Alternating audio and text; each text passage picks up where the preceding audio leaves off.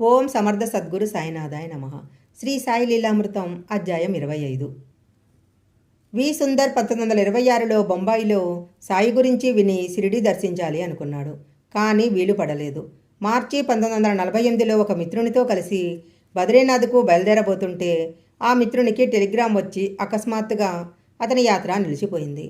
ఆ చింతతో అతడు నిద్రిస్తుంటే నాటి రాత్రి అతనికి ఒక స్వప్నం వచ్చింది. అతడు ఒక భయంకరమైన అడవిలో నుండి బద్రీనాథ్కు నడిచి వెళ్తున్నాడు. అకస్మాత్తుగా అతనికి ఒక పెద్ద పులి 10-12 అడుగుల దూరంలో ఎదురైంది.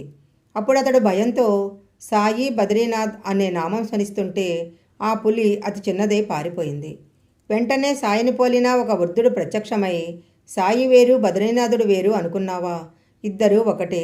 ఇది తెలుసుకొని నా నామం 500 సార్లు జపించు అని చెప్పి అదృశ్యమయ్యారు. కొత్త ఢిల్లీకి చెందిన శర్మ చాలా సంవత్సరాల కిందట బాబా పటం కొన్నాడు. కానీ తర్వాత దానిని పూజించలేదు. తరువాత ఆ కుటుంబము కష్టాలలో ఉంటే ఆయనకు నా పటాన్ని పూజించు, కష్టాలు తొలగుతాయి అని వినిపించింది.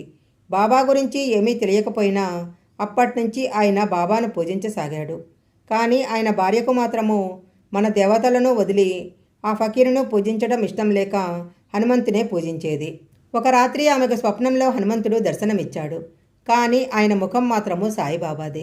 అప్పటి నుంచి ఆమెలో క్రమంగా మార్పొచ్చి శ్రీ సాయి లీలామృతము, శ్రీ సాయి సచ్చరిత్ర చదవటం ప్రారంభించింది. కుమారి విజయలక్ష్మి శ్రీ సాయి లీలామృతము పారాయణ చేస్తే ఆమె సమస్యలు తొలగి మనశ్శాంతి లభించింది.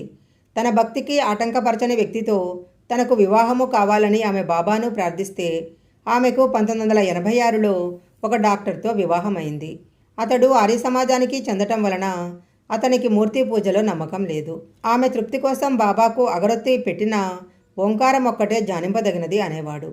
అతడు జర్మనీ వెళ్లే ముందు ఆమె తృప్తి కోసం బాబాకు పూజ చేశాడు. కానీ ఏనాడో పరమపదించిన బాబా మన ప్రార్థన ఎలా వింటారు అన్నాడు. 2 రోజుల తర్వాత అతడు ఆసుపత్రిలో పడుకొని ఉండగా కలలో గాంఢాంధకారము కనిపించింది. అందులో ఒక చిత్రమైన కాంతిగోళము, దాని మధ్య వెన్నెలలా మెరిసిపోయే కఫ్ని ధరించిన బాబా కనిపించి చెయ్యెత్తి ఆశీర్వదించారు. వారి చేతిలో బంగారు కాంతి గల ఓంకారము ఉంది. దాని నుంచి వెలుగు అతనిపై పడింది. వెంటనే బాబా కన్నులు మూసుకొని ధ్యానస్థులయ్యారు. క్రమంగా ఆయన రూపము అనంతమైన విశ్వంలోని నక్షత్ర గ్రహగోళాలు పాలపుంతలతో చేయబడిన ఎంతో ప్రణవాక్షరంగా మారిపోయింది. వెంటనే అతడు ఇంటికి వచ్చి ఆనంద బాష్పాలు రాలుస్తూ ఆమెకు చెప్పాడు, సాయియే ప్రణవము. త్రికూటం నటరాజ్ బాబా గారికి సాయిని హిందూ దేవతల అవతారంగా భావించటం నచ్చేది కాదు. తరువాత ఆయనకు శ్రీ సాయి తాము నృసింహస్వామి వేరు కాదన్న అనుభవాన్నిచ్చిన వివరము పారాయణ మహత్యము అన్న అధ్యాయంలో వ్రాశాను. అంతేకాక వారి అమ్మాయికి కూడా అలాంటి నిదర్శనమే కలిగింది. కె విశ్వేశ్వరరావు గారికి శ్రీ సాయి బాలగా ద్వారకామాయిలో దర్శనమిచ్చారు. ఈ వివరం కూడా అదే అధ్యాయంలో చూడవచ్చు. బివి రమణయ్య ఇలా వ్రాశాడు, ఒకప్పుడు నా వ్యాపారము మరొకరికి ఇచ్చివేయాలి అనుకున్నాను. నాటి రాత్రి సాయి స్వప్నంలో కనిపించి అలా చేయవద్దు, అలా చేస్తే నువ్వేం తింటావు అన్నారు. ఇంతలో ఒక స్త్రీ వారి మాటలు వినిపించకుండా నన్ను దూరంగా తీసుకెళ్ళింది. బాబా మాట వినకుండా వ్యాపారం మరొకరికి ఇచ్చినందుకు నాకెన్నో ఇబ్బందులు వచ్చాయి. భరద్వాజ గారి దగ్గరికి వెళితే శ్రీ సాయి లీలామృతం, శ్రీ గురుచరిత్ర పారాయణ చేయమన్నారు. పారాయణ ప్రారంభించిన కొద్ది రోజుల్లోనే నా భార్యకు బాబా కలలో కనిపించి, మీ వారు షిరిడీ పోవాలి అనుకుంటున్నారు, పోతాడా అని వెనకటి వ్యాపారమే చెయ్యమను అన్నారు.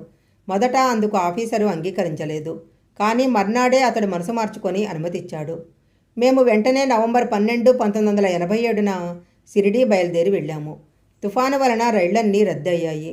ఆ రాత్రి కలలో సాయి తిరుపతి షిరిడీ వేరు కాదు, అక్కడా ఇక్కడ నేనే ఉన్నాను అన్నారు. తరువాత మేము మంత్రాలయం వెళ్ళాము. అక్కడ రాత్రి నా భార్యకు స్వప్నంలో శ్రీ రాఘవేంద్ర స్వామి కనిపించారు. ఆమె మా వారు వ్యాపారం లేదని బాధపడుతున్నారు అంటే ఆయన నా వైపు తిరిగి, సాయిబాబా నీకు తల్లి వంటివారు, ఆ మహానుభావుడు చెప్పినట్లే నడుచుకో, అన్నీ ఆయనే చూసుకుంటారు అన్నాడు.